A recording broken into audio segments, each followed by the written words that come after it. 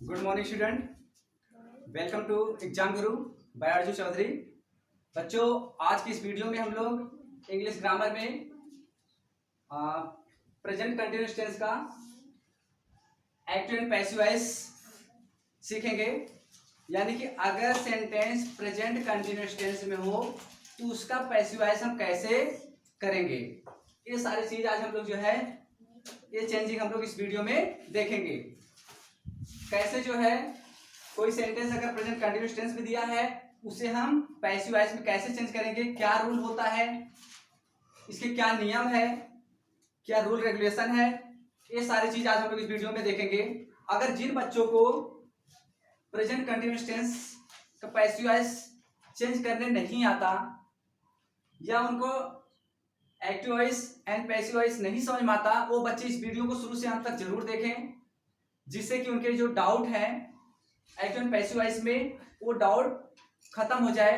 अगर ऐसे बच्चे जिनको नहीं आता direct active and passive voice, अगर वो बच्चे इसको देखेंगे, निश्चित रूप से मैं बता रहा हूं उनको निश्चित रूप से समझ में आ जाएगा, कभी भी इसके प्रति उसको डाउट, उनके अंदर डाउट नहीं रहेगा। चलो हम लोग स्टार्ट करते हैं, देखते हैं कैसे जो है एक्टिव वॉइस से पैसिव वॉइस में कन्वर्ट करेंगे।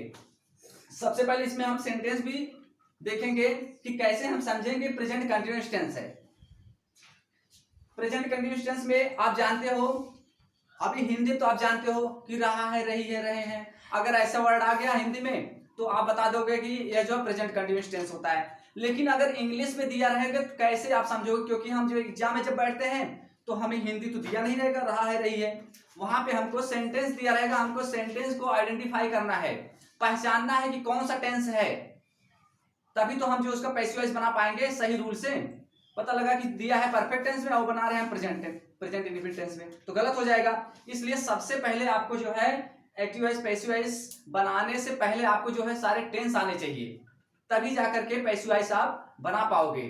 चलो साथ साथ हम जो है आइडेंटिफिकेशन भी देखते रहेंगे कि प्रेजेंट कंटिन्यूअस टेंस का पहचान क्या होगा अगर इंग्लिश में दिया हो तो।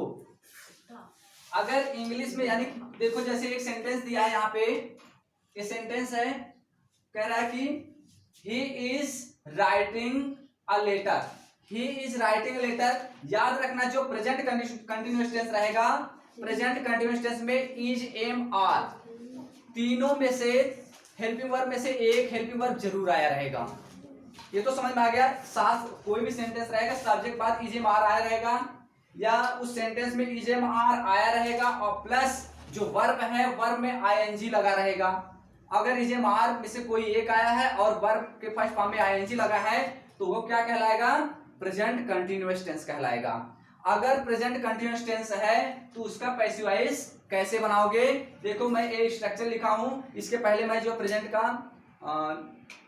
प्रेजेंट इंडेफिनिट टेंस का जो एक्टिव वॉइस से पैसिव वॉइस बनाना है उसका जो वीडियो मैं अपलोड कर दिया हूं, उसको जाकर के हमारे लिंक में आप देख सकते हैं। आज हम लोग जो है प्रेजेंट कंटिन्यूअस टेंस देखेंगे, ठीक है। देखें ऑब्जेक्ट, सबसे पहले हम ये देखेंगे कि क्या लिखना, हमको ऑब्जेक्ट लिखना है। उसके बाद इज, एम, आर, क्या लिखना है, इज, एम, आर। उसके बाद बीइंग लगाना है। अगर प्रेजेंट कंटिन्यूअस टेंस रहेगा तो उसमें हम क्या लगाएंगे, इज, एम, आर के साथ साथ बीइंग का भी यूज करेंगे। उसके बाद वर्ब का थर्ड फॉर्म, उसके बाद बाई, उसके बाद सब्जेक्ट लगाएंगे। इसमें अफर्मेटिव सेंटेंस में अगर अफर्मेटिव दिया है तो उसे जो है हम लोग इस स्ट्रक्चर पे फॉलो करेंगे। चलो देखते हैं। सबसे पहले मैंने क्या बताया कि क्या लिखना है, ऑब्जेक्ट लिखना है। उसके बाद is, am, are according to subject, उसके बाद बीइंग का यूज करना है, उसके बाद वर्ब का थर्ड फॉर्म, उसके बाद बाई, उसके बाद सब्जेक्ट। सबसे पहले हमें ये देखना है कि इसमें सब्जेक्ट कौन है, वर्ब क्या है और ऑब्जेक्ट क्या है। तो सब्जेक्ट क्या है, जो ही है यहाँ पे सब्जेक्ट हो गया। उसके तुरंत बाद जो है ये हेल्पिंग वर्ब होता है, उसके बाद आता है वर्ब, उसके बाद आता है ऑब्जेक्ट। तो क्या लिखना है आपको, सबसे पहले आपको ऑब्जेक्ट लिखना है। देखो इसी स्ट्रक्चर में रखते जाओ, ये जो ऑब्जेक्ट है इसको उठा करके इसके स्थान पे लिख लो। तो चलो सबसे पहले ऑब्जेक्ट लिखना है, ऑब्जेक्ट यही है तो इसको उठा करके इसके स्थान पे लिखो। यहाँ हो जाएगा ए लेटर। यहाँ पे हो गया, मैंने क्या किया, इसको इसके स्थान पे लिख दिया ऑब्जेक्ट को। अब देखो इसमें तीनों में से एक लगाना है, इज एम आर, तीनों में से एक मतलब एक ही हेल्पिंग वर्ब लगेगा। अब कौन सा लगाएं, क्योंकि आपको बताया गया आई के साथ केवल एम लगता है, इनको छोड़ दो, केवल आई के साथ एम लगता है, और सिंगुलर नाउन के साथ इज लगता है, और प्लूरल के साथ आर लगता है। तो ये देखें, लेटर, लेटर क्या है, सिंगुलर नाउन यानी कि एक लेटर है, जब एक लेटर रहेगा उसके साथ क्या लगेगा, इज लगेगा। जहां पे सिंगुलर नाउन एक वचन रहेगा वहां पे आप इज का प्रयोग करोगे, जहां बहुवचन रहेंगे वहां पे किसका यूज करोगे, आर का। तो यहाँ पे हम क्या यूज करेंगे, इज का। ए लेटर, एक लेटर, इसलिए हम यहाँ पे इज का यूज करेंगे, ए लेटर इज।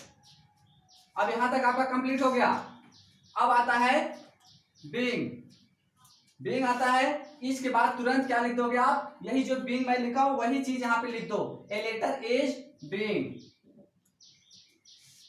बीइंग हो गया, यहां तक आपका कंप्लीट हो गया। उसके बाद आता है वर्ब का थर्ड फॉर्म। अब देखो वर्ब क्या है, राइटिंग। राइटिंग का थर्ड फॉर्म क्या होता है, हमेशा पैसिव वॉइस में थर्ड फॉर्म लगाना है, राइट का रिटेन।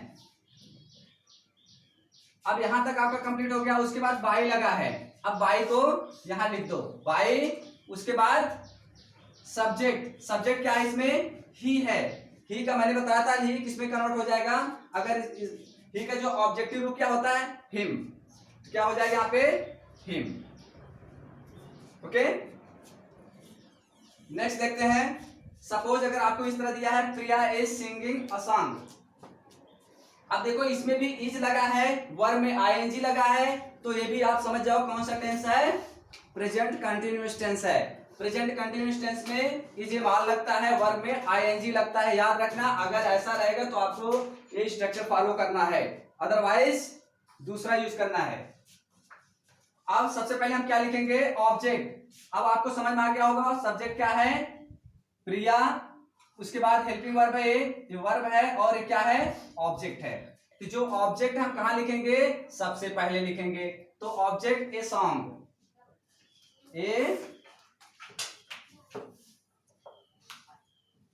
ये सॉन्ग हो गया। उसके बाद इज एम आर में से कोई एक लगाएंगे।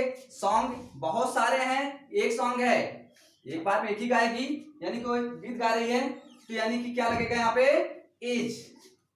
ए सॉन्ग, ए मतलब एक, तो यहाँ पे सिंगुलर नाउन है, इसलिए हम लोग यहाँ पे इज लगाएंगे।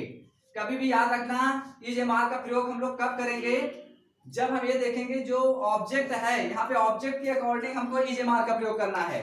अगर ये जो है सिंगुलर नाउन रहेगा तो सिंगुलर नाउन का हेल्पिंग वर्ब लगेगा, अगर प्लूरल रहेगा तो प्लूरल का लगाएंगे। आया समझ में, ए सॉन्ग इज, उसके बाद क्या लगाना है, बीइंग, बीइंग हो गया। उसके बाद वर्ब का थर्ड फॉर्म सिंगिंग है, सिंग का थर्ड फॉर्म क्या होता है, सिंग, sang, संग। उसके बाद क्या लगेगा, बाई। उसके बाद सब्जेक्ट आता है, सब्जेक्ट क्या है, प्रिया। नेम रहेगा तो नेम को नेम ही लिख देंगे ऑब्जेक्टिव रूप में भी। ओके, नेक्स्ट देखते हैं, नेक्स्ट का कैसे करेंगे। जैसे का यहां क्या बोला गया, the children are watching the match, the children are watching the match. अब यहां पे सबसे पहले हम देखेंगे द चिल्ड्रेन क्या है, ए हो गया सब्जेक्ट, हेल्पिंग वर्ब हो गया, ए वर्ब हो गया, और यहां पे क्या है, द मैच, ये हो गया ऑब्जेक्ट। तो आपको ऑब्जेक्ट पहले लिखना है पैसिव वॉइस में, तो क्या हो जाएगा, the match, the match, the match हो गया। उसके बाद आप जो है इज एम आर का प्रयोग करोगे अकॉर्डिंग टू, अब ये सब्जेक्ट बन गया, अब इसके अनुसार जो इज एम आर का प्रयोग करोगे, तो द मैच, मैच एक है, तो यहाँ पे क्या लिखोगे, सिंगुलर नाउन है तो यहाँ पे इज लगाओगे, द मैच इज। उसके बाद बीइंग का यूज करोगे, द मैच इज बीइंग। उसके बाद वर्ब का थर्ड फॉर्म वॉच है, वॉच का थर्ड फॉर्म क्या होगा, वॉच्ड। उसके बाद थर्ड फॉर्म के बाद बाई, उसके बाद द चिल्ड्रन।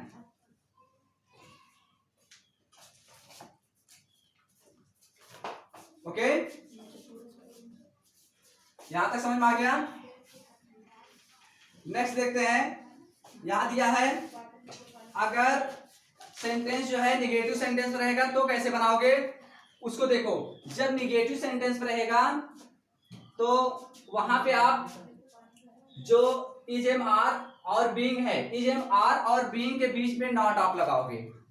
ठीक है, जिन बच्चों को ट्रांसलेट करने आता है वो बच्चे बहुत अच्छी तरह समझ रहे होंगे कि कहां पे नॉट का प्रयोग होता है।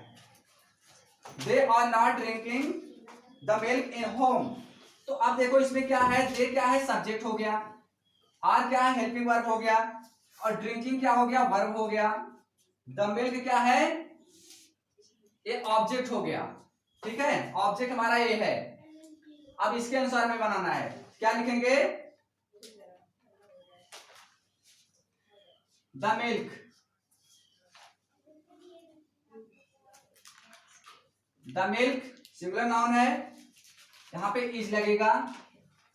याद रखना जब कभी फूड के बारे में आ जाए, भोजन के बारे में आ जाए, जैसे वो कहा जाए वह सब्जी रोटी खाता है, यानी कि ब्रेड एंड, अगर कोई भी फूड के बारे में आता है वहां पे मिक्सचर है, तो आप ये ना समझ लेना कि ये जो है कई सब्जी कई प्रकार की जो डिश है वहां पे हम आर लगा दे, प्लूरल नाउन नहीं समझना है, वो सिंगुलर में ही कंसीडर किया जाता है। तो वहां पे क्या लिखोगे आप, इज, ये भी ध्यान देते रहना। द मिल्क इज, उसके बाद मैंने क्या बताया, इज के बाद नॉट लगाएंगे, नॉट, उसके बाद बीइंग लगाएंगे। जब निगेटिव सेंटेंस रहेगा सबसे पहले ऑब्जेक्ट लिखना है, उसके बाद इज एम आर का यूज करना, उसके बाद नॉट लगाना, तब जाकर के बीइंग का यूज करना है। उसके बाद the milk is not being, उसके बाद वर्ब का थर्ड फॉर्म क्या होता है, वर्ब क्या, ड्रिंक, ड्रिंक का third form drink, drank, drunk, drunk हो गया।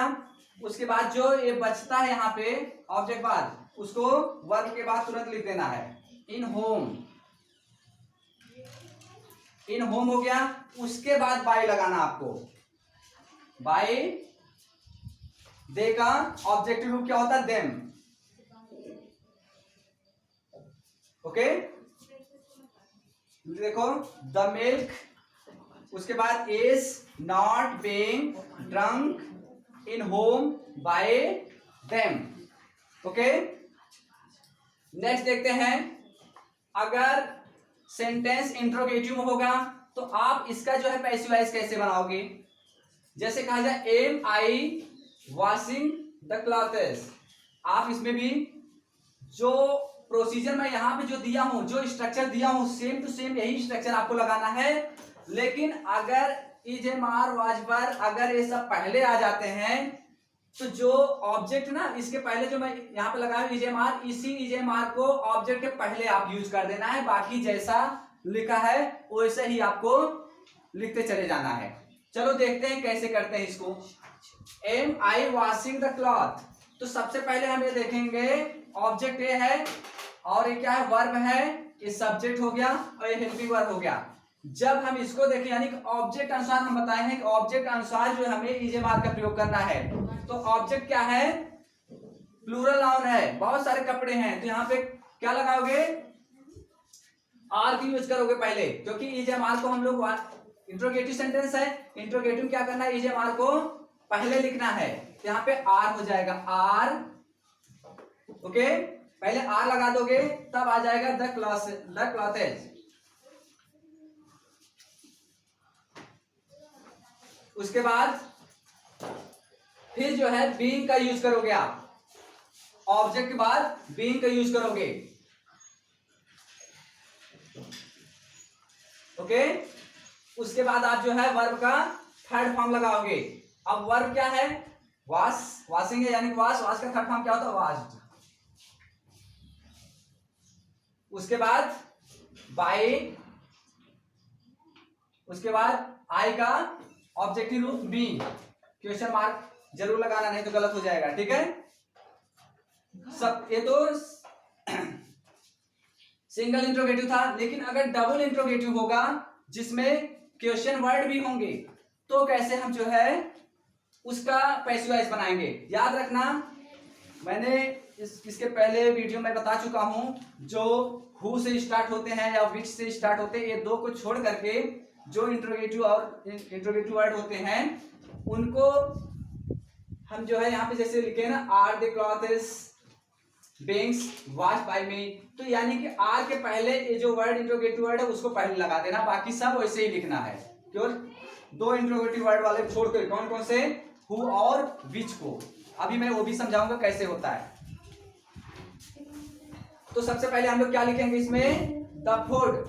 तो द फूड क्या, द फूड एक क्या है, सिंगुलर नाउन है, प्लूरल, यानी फूड जो सिंगुलर है तो सिंगुलर के साथ क्या लगाते हैं हम लोग, एज लगाते हैं। तो सबसे पहले हम यहाँ पे, लेकिन इंट्रोगेटिव वर्ड है, वाई को वाई ही लिखेंगे, वाई एज, उसके बाद the food, why is the food, उसके बाद बीइंग का यूज करोगे, बीइंग, उसके बाद वर्ब का थर्ड फॉर्म, कुक का थर्ड फॉर्म कुक्ड हो जाएगा, कुक्ड, उसके बाद बाय, सी का हर हो जाएगा, क्वेश्चन मार्क लगेगा। ओके, समझ में आ गया। नेक्स्ट देखते हैं, अगर हु से, मैंने अभी बताया था अगर हु से स्टार्ट होगा तो कैसे हम जो इसका पैसिव वॉइस बनाएंगे। तो अगर सबसे पहले हु या विच आता है, अगर हु आता है तो बाय हुम पहले लगा देना है, अगर विच आता है तो बाय विच लगा देना हुम के स्थान पे। बाकी यही स्ट्रक्चर आपको फॉलो करना है, हुम के लिए, हु के लिए बाय हुम और विच के लिए बाय विच। तो अब यहाँ पे हु है तो हु के लिए क्या लगाएंगे हम, सबसे पहले बाय हुम, उसके बाद हेल्पिंग वर्ब, उसके बाद ऑब्जेक्ट, उसके बाद बीइंग, उसके बाद वर्ब का थर्ड फॉर्म, उसके बाद जो भी रहेगा। ओके, अब यहाँ पे हम क्या लिखेंगे, इसका पैसिव वॉइस बनाएंगे तो लिखेंगे बाय होम,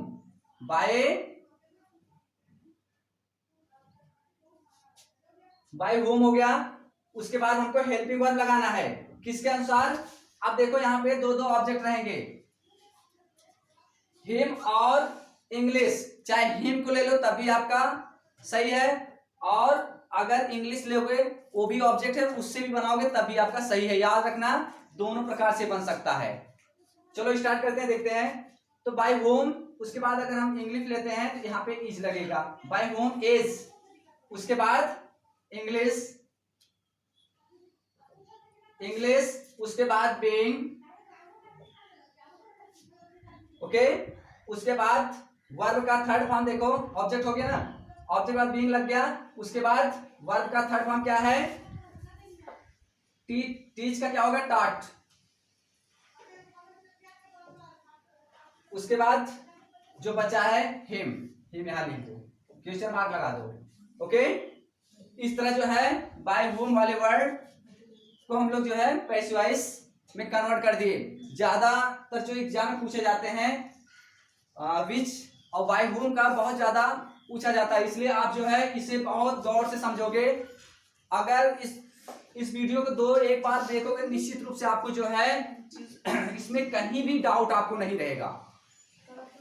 और खुद जो है कई एक्सरसाइज करो, जब तक आप खुद प्रैक्टिस नहीं करोगे, एक बार देख लिया और बंद करके रख दिया तो कोई समझ नहीं आएगा। लेकिन अगर खुद जो है 2-4-6 एक्सरसाइज करोगे, आपको निश्चित रूप से आपका माइंड जो फिट होता चला जाएगा। इसलिए ज्यादा से ज्यादा आप प्रैक्टिस करो, और न समझ में आए तो हमारे कमेंट बॉक्स में आप कोई भी क्वेरी रहेगा, हमारे कमेंट बॉक्स में आप जो है वहां पे लिख करके हमारे पास भेजिए, और निश्चित रूप से मैं उसको जो है आपको सिखाने का पूरी कोशिश करूंगा। कोई भी डाउट आपके अंदर रहने नहीं दूंगा, मैं इतना विश्वास दिलाता हूं। ओके, अगर आपको ये वीडियो मेरा पसंद आया हो, लाइक और सब्सक्राइब जरूर करें। Okay, thank you.